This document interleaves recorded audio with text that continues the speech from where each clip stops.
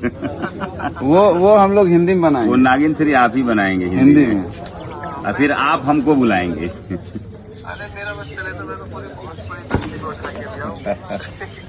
Actually मैं पहली बार देखो मैं आपको बता रहा हूँ, मैं कोई हिंदी फिल्म कर रहा हूँ लखनऊ में जी और उसके मैं अपने उसमें विनीत विशाल मालूम है, विनीत विशाल पहली फिल्म दबंग सरकार, उसमें मैं था। तो ये जो है हालांकि भोजपुरी करते हैं ये, हाँ हाँ लेकिन मैं चाहता हूँ हिंदी की तरफ आना हो। भोजपुरी तो कर ही रहे हैं सभी, जी आप जी, भी कर रहे हो, सब कर रहे हो। कोई बुलाता ही नहीं है हिंदी वाले।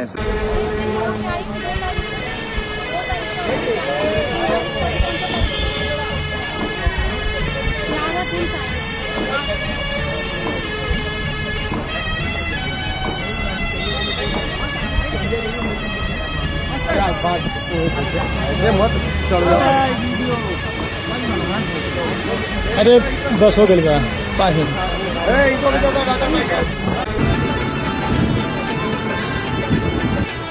क्या अखिलेश भाई, हमारे हीरोइन नागिन सुशी नागिन पंखा दिखा रहे हैं, नाक को ठंडा कर रहे हैं।